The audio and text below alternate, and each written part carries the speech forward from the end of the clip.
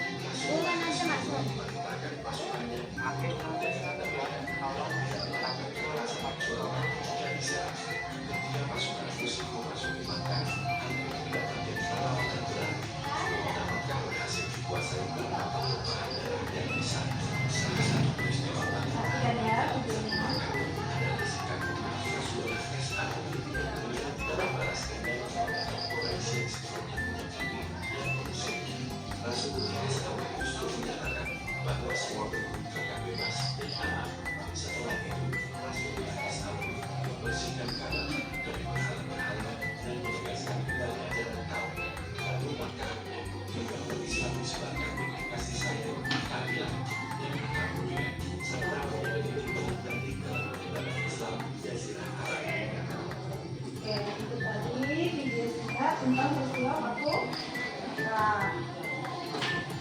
Nah, setelah kalian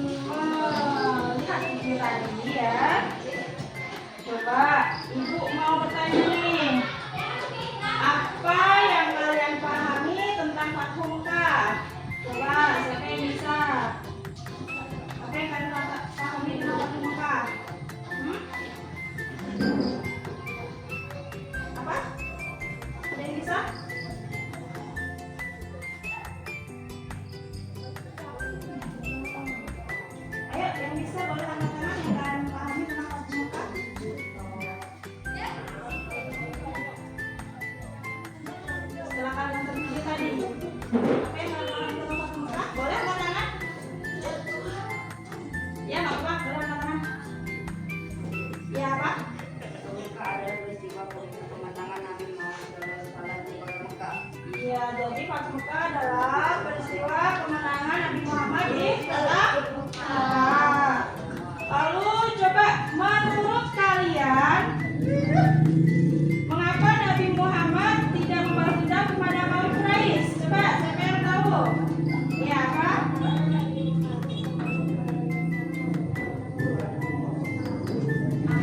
Iya benar. Kenapa Nabi Muhammad tidak membalas dendam? Karena Nabi Muhammad adalah orang yang pemaaf.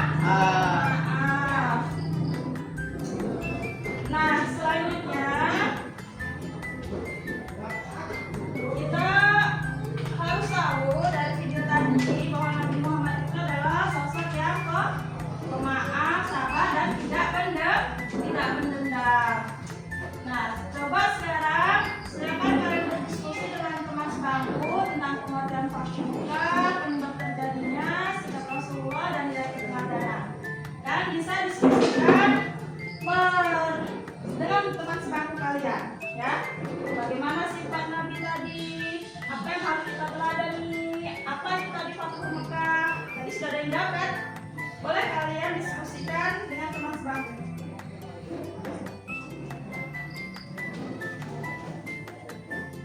Ya, tentang Fathu Mekah tadi.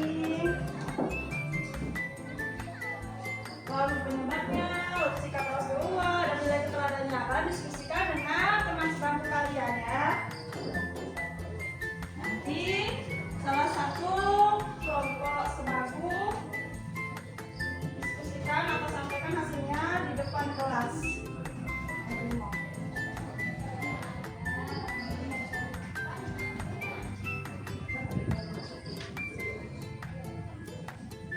Sudah? Coba ibu mau tanya, siapa yang mau menyatakan hasil diskusinya? Ya apa?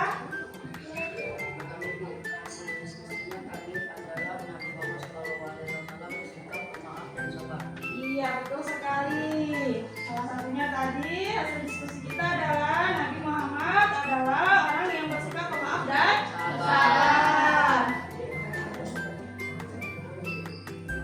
Nah, baik, sekarang untuk jelaskan sedikit tentang video yang sudah kita tonton tadi, ya.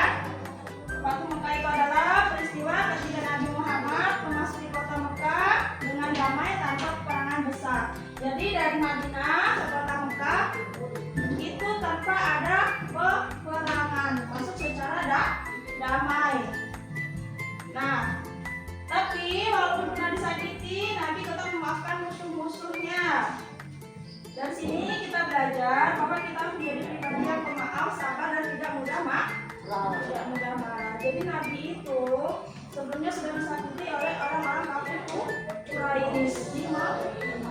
Tadi saat beliau memenangkan kota Mekah, yaitu peristiwa Mekah ini, beliau tidak membalas kaum kafir Quraisy yang sudah pernah menyakiti beliau dan juga pengikut-pengikut beliau. Beliau memaafkan. Jelas? Nah, untuk tugas kita akan membuat mind map atau infografis tentang Fathu Mekah, ya. Kita buat 2 kelompok. Nah, yang kalian buat di sini isinya tentang pengertian, penyebab dan proses Fathu Mekah, sikap Rasulullah serta nilai keteladanan. Kita bagi menjadi 2 kelompok, ya. Ini mejanya ditempatkan saja. Mejanya ditempatkan. Tempatkan saja mejanya.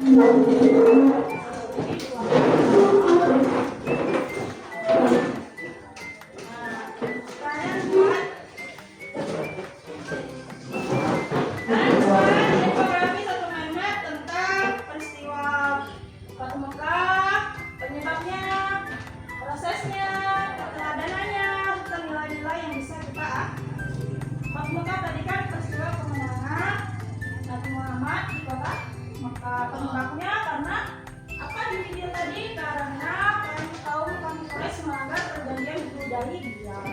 Nah, sekarang kalian silakan buat kerangkanya terlebih dahulu untuk info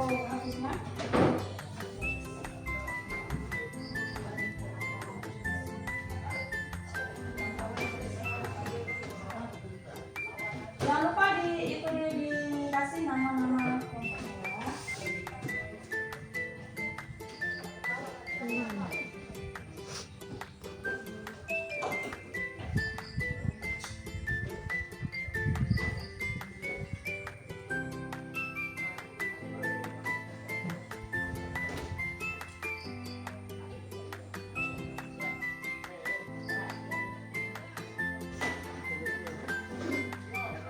Nah, anak-anak, karena waktu kita terbatas, kita akan buat tugas ini untuk selesaikan di rumah pertama ya. Oke? Nah, sekarang untuk mengetahui pemahaman kalian secara individu dan kerjakan soal yang diberikan. Ya, kita akan melanjutkan kelasnya. Nanti diberikan soalnya, kalian jawab dan ditutup sesuai dengan apa yang sudah kita pelajari tadi. Oke?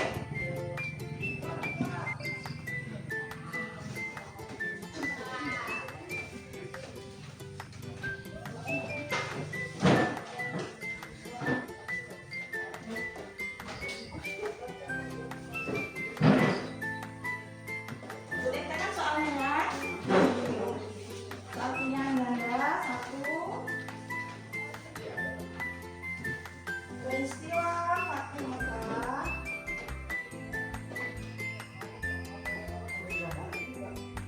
Ada yang punya 2? Ya, ada yang punya temannya ya. Oh, ini ya.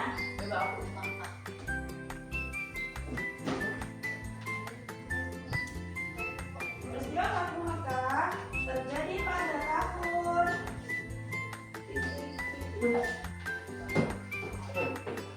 A.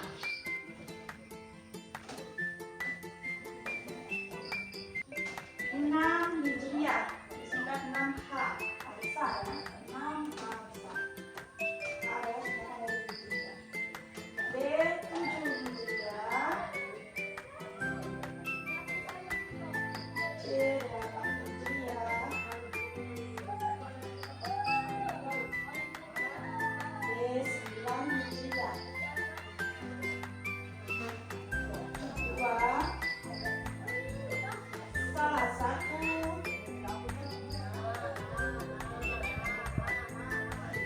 sebab terjadinya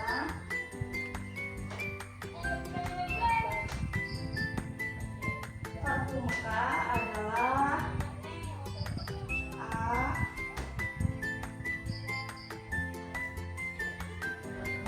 Kaum Quraisy ingin berdamai. A. Kaum Quraisy ingin berdamai.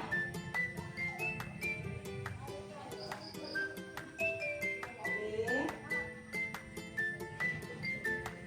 Pelanggaran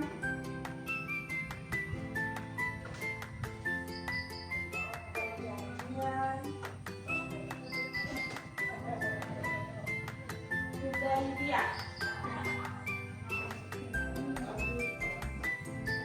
C. Kaum muslimin kalah berharap.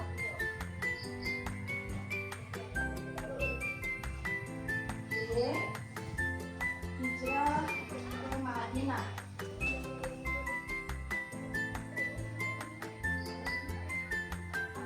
Itu soal isian atau esai. 1. Fathu Mekah berarti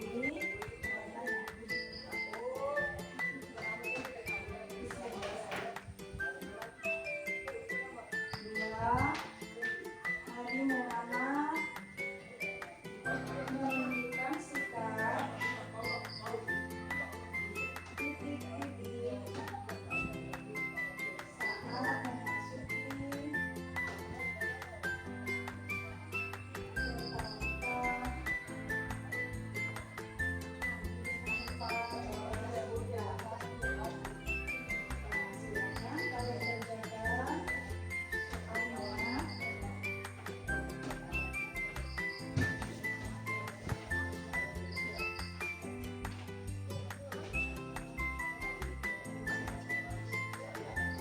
Jangan soalnya ya. Kasih waktu 2 menit. Jadi kan peristiwa Fathu Mekkah tadi adalah peristiwa tentang penaklukan kota Mekkah, terjadi pada Hijriah. Ya, Nabi Muhammad itu adalah pemaaf, sabar, dan tidak penggenggam.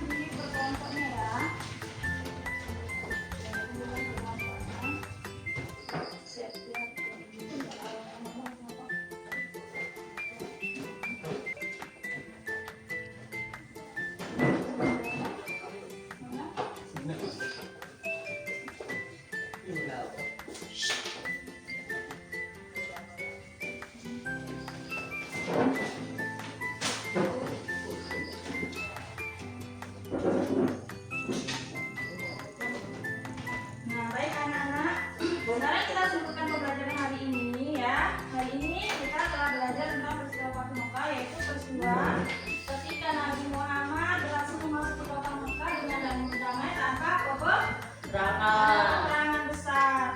Dan kita juga belajar bahwa dari peristiwa tersebut Rasulullah menunjukkan sikap yang sangat mulia, yaitu apa? Pemaaf, sabar, dan tidak pendendam. Kita harus meneladani sikap-sikap tersebut dalam kehidupan sehari-hari. Kalau ada kawan yang bersalah, berarti kita harus memaafkan. Dan kalau kita bersalah, kita harus meminta maaf. Jadi kalau ada teman yang bersalah, kita nggak boleh dendam ya. Jangan dibalas dan jangan dendam. Tapi kalau kawan yang minta maaf, kita harus memaafkan.